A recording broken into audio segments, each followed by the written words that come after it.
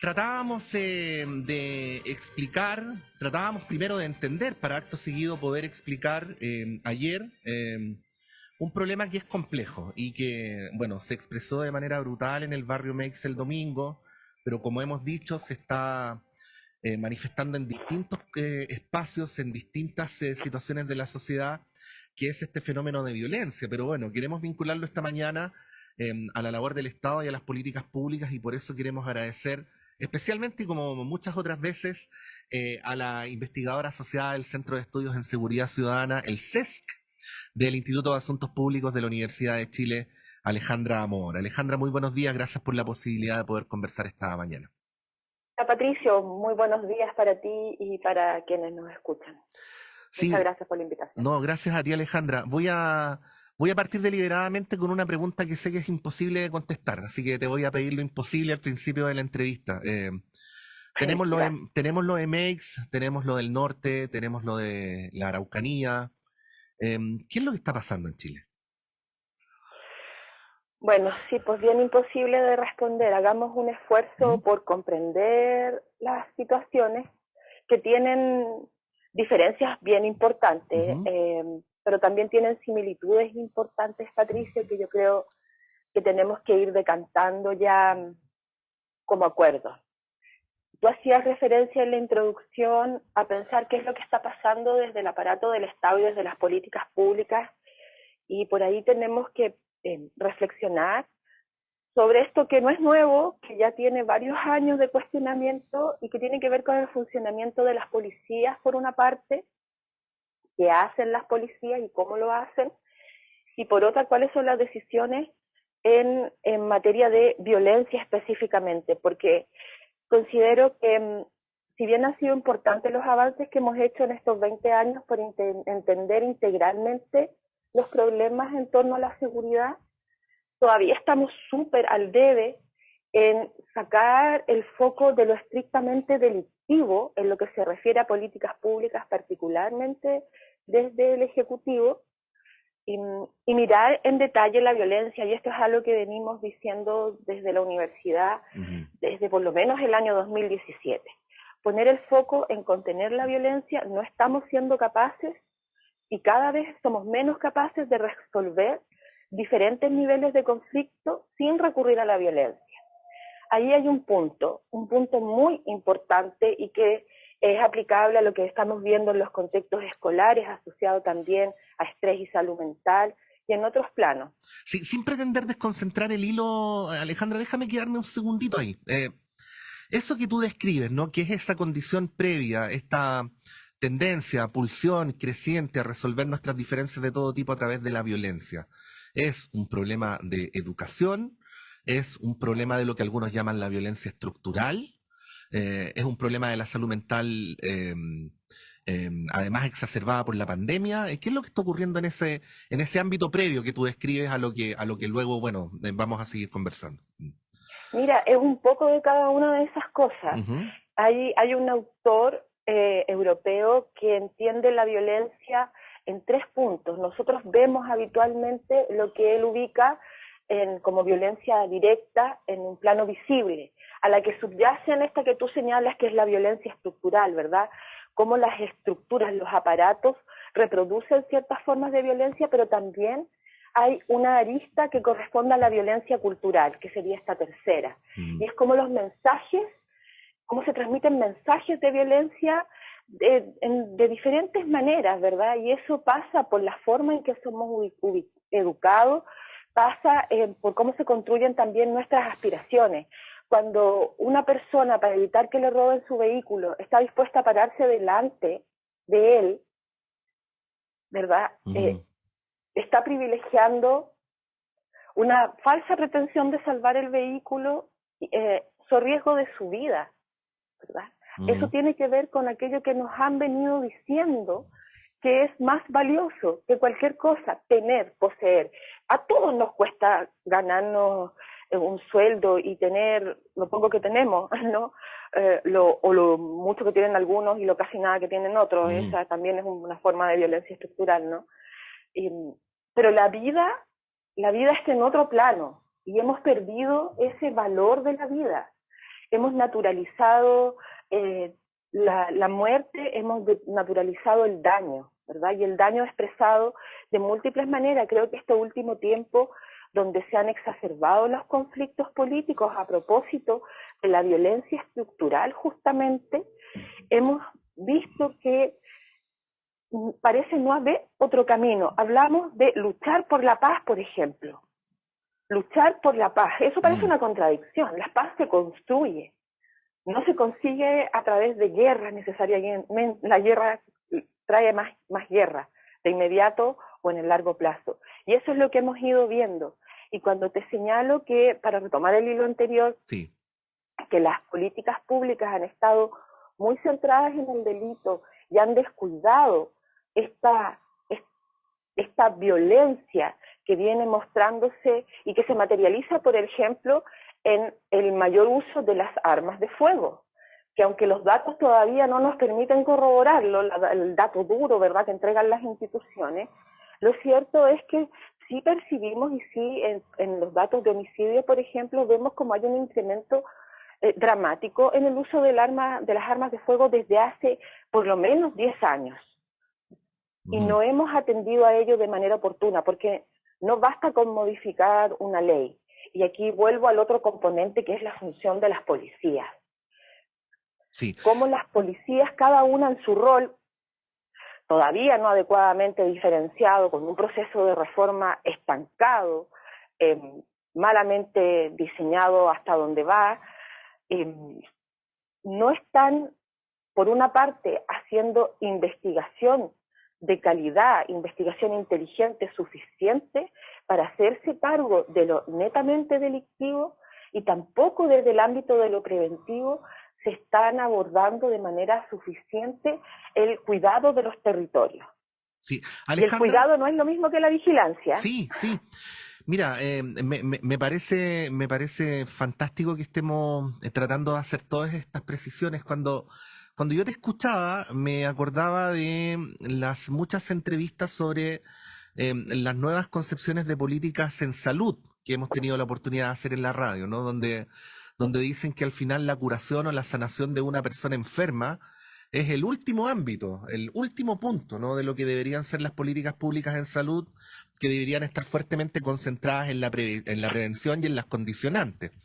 Y me da la impresión, Alejandra, que el paralelo que tú describes es parecido, ¿no? O sea, que una política de seguridad ciudadana o de seguridad pública compleja debería, en el enfrentamiento del delito, encontrar el último punto y no el único, ¿no?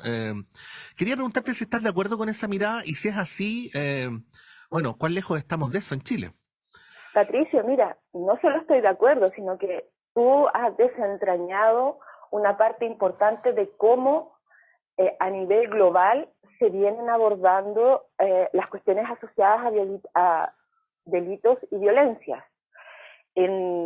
Hay una corriente que viene desde la epidemiología, justamente asociada a la salud pública, ¿verdad?, que plantea la necesidad de abordar las violencias desde un punto de vista preventivo y atendiendo a factores de riesgo y factores protectores, al igual que en la salud pública. Entonces entendemos factores de riesgo como aquellas condiciones individuales, situaciones familiares, comunitarias y sociales que facilitan situaciones delictivas o violentas, y factores protectores, aquellos factores, también elementos condicionantes que están en los individuos, las familias, sus entornos, etcétera, que los protegen de estas situaciones. Y esta es una aproximación que desde América Latina ya tiene 20 años, que es la que nos lleva justamente a hablar de políticas de seguridad ciudadana, ¿verdad?, que incorpora el ámbito de lo preventivo. Desde el año 2001 tenemos en Chile estrategias preventivas como lo fue el Comuna Segura, las estrategias en barrio, estas estrategias integrales, ¿no?, que articulan lo comunitario, lo situacional y lo psicosocial. Es absolutamente esa la mirada que se viene intentando imprimir. ¿Qué es lo que nos ha ocurrido? Pese a que llevamos 20 años de política pública en esta línea, desde que se creó la División de Seguridad Ciudadana, que ahora es la Subsecretaría de Prevención del Delito, ¿verdad?, lo que hemos visto son algunas continuidades, pero muchas descontinuidades, sobre todo respecto de cómo se entiende el rol del Estado y cómo se entiende el fenómeno al que vamos a atender. Y voy a ser súper clara en esto.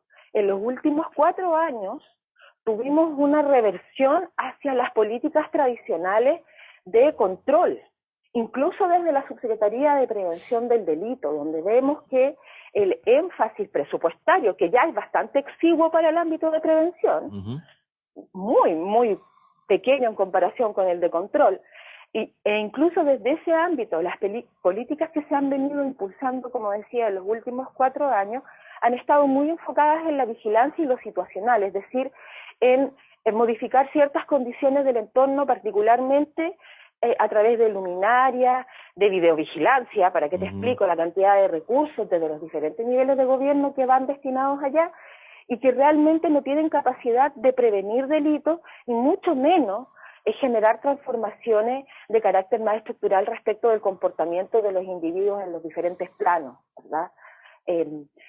Quedan reducidas a mecanismos que acompañan la actuación de las policías, porque se constituyen eventualmente en medios probatorios, ¿verdad? O permiten identificar sospechosos o patrones, etcétera. Pero incluso eso de manera súper restringida y acotada. Yo te diría incluso más que en buena medida los sistemas de videovigilancia han servido más bien para incrementar esto que conversamos alguna vez en un seminario que organizaron desde la radio, Patricio, sobre medios de comunicación. Han servido para incrementar el morbo desde los medios de comunicación con estas transmisiones casi en directo de las cámaras de videovigilancia que no nos queda claro si a la postre sirvieron para llegar a una condena, por ejemplo, en el caso de los delitos. Pero que definitivamente no tienen nada que hacer en los ámbitos de las violencias, particularmente interpersonales, porque no las atienden. Primero, no las previenen en absoluto, y segundo, no son un ámbito de preocupación. No había sido el centro de la discusión en los 16 años previos, pero definitivamente en los últimos 4 quedó absolutamente postergada la violencia como fenómeno que preocupe nuestras políticas públicas. Y hubo un vuelco tremendo, un retroceso hacia el policiamiento y el vigilantismo en unas condiciones además de policías muy golpeadas, particularmente carabineros, no voy a entrar en reconstituir, ¿verdad? Pero sabemos de qué estamos hablando. Sí, estamos conversando a esta hora de la mañana con Alejandra Moor. Alejandra, lo que voy a decir a continuación creo que no es una opinión sino una descripción, ¿no? Tenemos un gobierno que en la primera vuelta, cuando era candidatura, planteó la refundación de Carabineros, que en la segunda vuelta planteó una reforma a Carabineros y bueno, hay en el imaginario de todos nosotros una diferencia de profundidad entre una palabra y la otra. Pero como sea, al 3 de mayo del año 2022 no tenemos claro en qué consiste esa política. Quería pedirte un análisis sobre eso. Entendemos que el gobierno tiene muchos frentes abiertos por la circunstancia histórica que estamos viviendo, pero bueno, en lo que refiere a esto específicamente. Ya, difícil hacer un análisis en este momento sobre las decisiones que desconozco del actual gobierno. Sí coincido contigo en que hay muchas expectativas respecto de lo que se puede hacer y hay mucha necesidad de hacer cosas. ¿Y no debería el gobierno llenar ese vacío precisando qué es lo que se va a hacer? ¿O tú crees que es mejor madurar bien la política e implementarla? Mira, yo creo que desde los actores de gobiernos y sobre todo desde el entorno, desde la academia particularmente, llevamos bastante tiempo madurando esta situación. Y aunque no haya consensos absolutos respecto del qué hacer y cómo hacerlo, creo que tenemos varias vías claras, ¿verdad? Hay un tema con Carabineros, hay un problema mayor con Carabineros que hechos como los que tú describías al inicio de la entrevista solo contribuyen a agudizarlo. Estas imágenes que hemos visto, yo creo que la inmensa mayoría de quienes estamos escuchando ahora, en que se ve a personas portando armas blancas, armas de fuego incluso, en diálogo con funcionarios institucionales, no contribuyen para nada en mejorar la tan deteriorada imagen de Carabineros. Sea lo que sea que allí ocurre, algo ocurre. Y es algo que no nos gusta. Y no parece hacer mucho sentido que se le encargue a la misma institución una investigación en circunstancias que no hemos conocido los resultados de investigaciones internas desde el 2019 a la fecha. Hay muchísimas sumarios e investigaciones que han quedado ahí olvidadas, a las que no tenemos acceso tampoco a través de ninguna vía para conocer sus resultados. Entonces, efectivamente, hay un flanco abierto, como tú señalas, muy complejo, porque nos guste o no la institución que tenemos delante, lo cierto es que en un Estado democrático de derecho es necesaria contar con instituciones policiales. Sí. Son necesarias, las necesitamos para protección de los ciudadanos, sí, no para dar eficacia al derecho exclusivamente, no para mantener el orden público exclusivamente, sino que para proteger a la ciudadanía. Sí, ahí Alejandra, disculpa que te interrumpa, pero me parece que estamos frente a un punto central. En Chile tenemos una cultura según la cual Carabinero es el que nos tiene que vigilar, ¿no? O eventualmente nos tiene que pillar haciendo algo malo. Tú recordarás que en muchos hogares se les decía antes a los niños: si te portas mal voy a llamar a los carabineros, ¿no? Y tengo entendido que ese no es el modelo cultural o no es la subjetividad imperante en la relación entre comunidad y policía en otras sociedades del mundo. Y te lo pregunto porque hace un par de años, en pleno estallido social, me encontré con una imagen que no me gustó nada, pero que me quedó grabada para siempre, que es que tratando de cruzar en Salvador con Providencia, en esa esquina donde tú te acuerdas, Alejandra, que los autos doblan hacia la izquierda cuando vienen de Providencia hacia el centro, había un carabinero de tránsito y yo te diría que de cada 10 vehículos que pasaban, 8 le gritaban insultos al carabinero que estaba de tránsito, ¿no? Entonces yo decía, ¿cómo podemos generar colectivamente una idea de orden público cuando esa es la relación entre ciudadanos y policía? Ahí preguntarte por ese modelo, ¿no? Ese modelo en el cual como que se supone que hay que tenerle miedo a los carabineros y que ellos tienen que imponer su autoridad sobre la base de ese sentimiento, en comparación a esos modelos que probablemente tú has estudiado y que son los más virtuosos para estos efectos. Sí, bueno, efectivamente hay a lo menos 2 modelos en Occidente de policía desde que comienzan su profesionalización como instituciones estatales, ¿no? Recordemos que durante siglos la provisión de seguridad corría por cuenta de cada quien hacía justicia por su propia mano, y esto de instituciones policiales uniformadas, ¿verdad?, pagadas por el Estado es propio de la modernidad. Y efectivamente en este marco hay, como te decía, en Occidente a lo menos 2 modelos, que uno viene de la corriente anglosajona y el otro de la corriente continental o franco-española. Nosotros tributamos del modelo franco-español, que está vinculado a policías que surgen desde ramas del ejército. Policías que son, como el caso de Carabineros, más claro que eso no hay, ¿verdad? Que justamente es una rama de la caballería que en torno a la que se constituyen, se integran otras 2 fuerzas pequeñas policiales de la época. Estamos hablando de 1927, ¿no? Y nace Carabineros con una estructura militar, con una estructura jerárquica, ¿verdad?, con niveles de centralización importantes, y asociado, por cierto, a ese carácter militar del que tanto se ha hablado últimamente, está la idea de la obediencia, pero no solo la obediencia interna, sino que también la obediencia externa.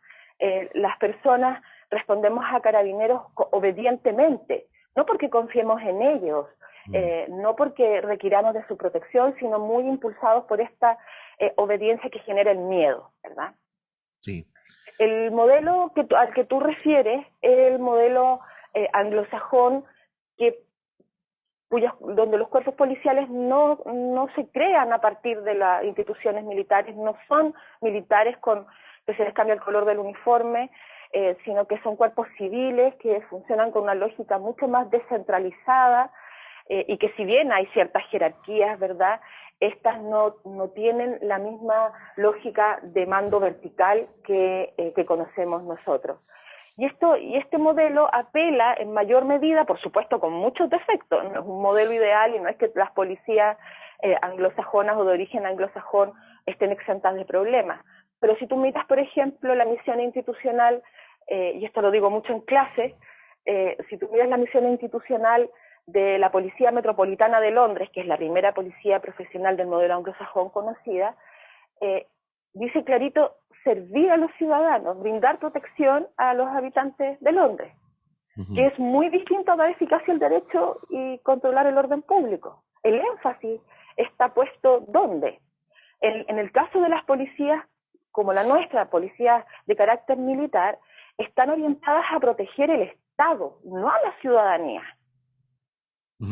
Sí, Alejandra, bueno, en Chile la policía es dirigida por el Ministerio del Interior, ¿no? Y al fin y al cabo de lo que estamos hablando es de un problema político. Y ha habido en los últimos días, o diría desde el primer tiempo de la instalación del gobierno, críticas, porque daría la impresión, o algunos critican, que las cosas no serían distintas a como eran antes, a que no se nota la mano del nuevo gobierno en el ejercicio de la función policial. Y todo esto que te cuento lleva a un trasfondo que probablemente es mucho peor o mucho más crítico, que es esta idea, que no digo que todo el mundo la tenga, pero al menos un sector de la sociedad la tiene, de que independientemente de quién gobierne, los carabineros como que se mandan solos y por lo tanto la tutela del poder político sobre el poder policial en la práctica no impera tanto, sino se notaría más la diferencia entre el actual gobierno y el anterior. Tu opinión respecto a esto, ¿no? Yo diría tanto a la afirmación misma como a las consecuencias que aquella creencia tiene. Ya, Patricia, mira, voy a partir de atrás para Sí. adelante. El poder político, ¿cómo juega el poder político respecto a Carabineros? Recordemos que hace no tanto en nuestra historia reciente, Carabineros fue parte del poder político. Se sentó a la mesa de la Junta de Gobierno y fue parte de la dictadura cívico-militar. Es decir, Carabineros, que ya tenía un origen en esta estructura militar, con una lógica, además en un contexto internacional particular, ¿verdad?, en esa época, a partir del 73 adquiere poder político, un rol político, ya no solo como una institución policial. ¿Verdad? Y como en muchos otros planos, en el proceso de transición a la democracia, Carabineros no perdió ese poder político aunque saliera de la mesa de gobierno. Y la clase política propiamente tal, quienes han estado a cargo de conducir al país en estos últimos 30 años, voy aquí a usar un concepto de mi colega Antonio Frey, han extendido un cheque en gris, dice él, a las policías. ¿En qué sentido? Mira, la delincuencia es nuestro principal problema porque se nos puso eso a partir de mediados de los 90 y no lo sacamos de la cabeza hasta que profecía autocumplida, hoy parece que así es. Y necesitamos a las policías, entonces vamos a dejar hacer, ¿no? Y las policías efectivamente, particularmente Carabineros, que es el cuerpo absolutamente mayor, más extendido, con mayor presencia en el territorio y que acumula prácticamente todas las facultades que una institución policial pueda tener, ha llevado adelante su propia política pública, se ha autodeterminado. Entonces, cuando decimos que Carabineros depende del Ejecutivo, administrativamente sí, pero programáticamente ha sido autónomo con, yo te diría, una o dos excepciones muy puntuales. Pero Carabineros ha venido definiendo no solo su estructura interna, cómo la adecúa, cómo no la adecúa, qué recursos utiliza, qué autos se compra, cómo forma a los nuevos miembros de la institución. Y ahí, desde el Ejecutivo que debiera tener mando, ¿verdad?, sobre las policías, que debiera poder alinearlas en torno a una política de país en relación a la seguridad, en realidad lo que ha hecho es sumarlo en la medida de que la institución ha estado dispuesta a sumarse.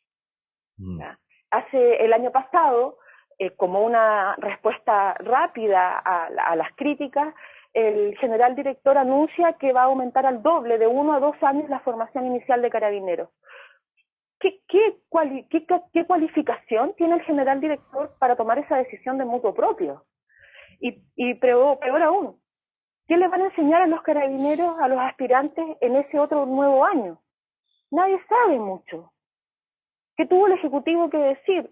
Aplaudir la valiente decisión del general director. Perdón. ¿verdad? Y esto en el contexto de un proceso de reforma andando, supuestamente, ¿verdad?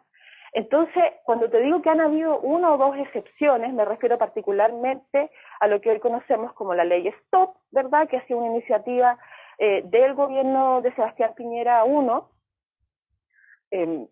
que no tiene nada de maravilloso, por cierto, y la segunda ha sido la introducción del modelo MIC, de vinculación con la comunidad. Pero pare de contar, ¿verdad? Hasta hace poco ni siquiera el legislativo tenía acceso a saber efectivamente cuál era el pie de fuerza de la institución, cuántos hombres y mujeres integraban la institución. Todavía no podemos discutirlo ni siquiera en mesas de expertos tenemos acceso a esa información. Entonces, aquí ha habido efectivamente una autodeterminación de Carabineros, como se ha venido diciendo, ¿verdad?, que no ha cambiado de manera sustantiva. Y para un gobierno recién asumido, que además viene con esta impronta que tú señalabas de haber planteado una refundación y luego una reforma, no va a ser fácil hacerse cargo por sí mismo cuando además tiene un legislativo que no le es favorable, ¿verdad? Estoy hablando particularmente del Senado en términos del equilibrio de poderes, que hay cierta paridad ahí. No va a ser posible una intervención contundente sobre una institución que lo cierto es que aún tiene un tremendo peso político. Porque si en este contexto en que estamos todos aterrorizados, espantados, preocupados por los niveles de violencia y de delito que hay en nuestras calles, Carabineros dice, no vamos a salir más. ¿Qué ocurre? ¿Qué ocurre con la sociedad? ¿Qué ocurre con el gobierno?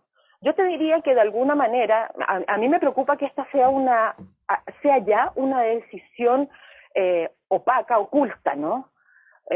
Yo, donde vivo, te voy a decir así, para no poner palabras en la boca de nadie, yo no he visto en a lo menos un año y medio una pareja de carabineros caminando por mi barrio, y vivo en el barrio Mata.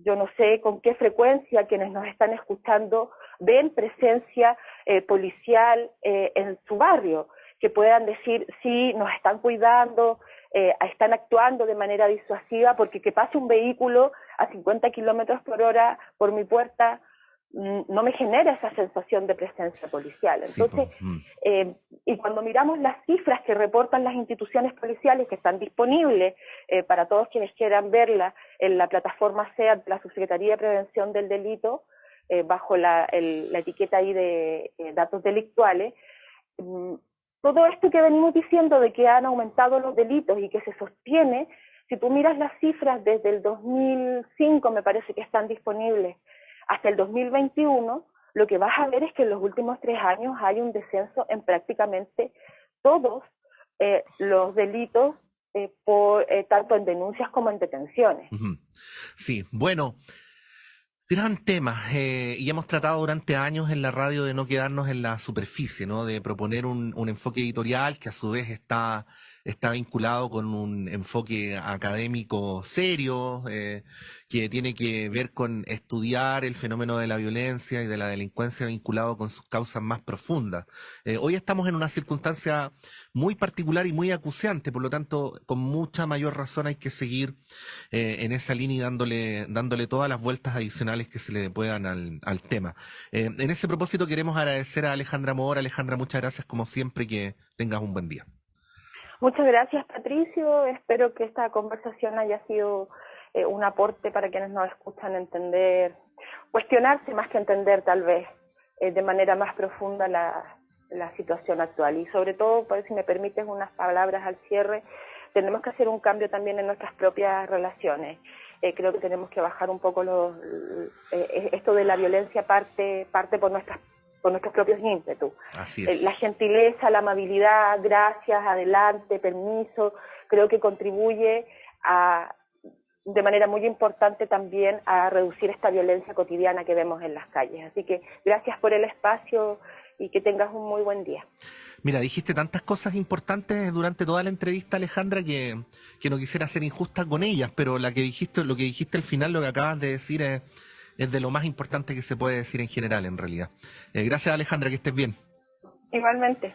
8:36, breve alto y continuamos con las conversaciones en Radio Análisis.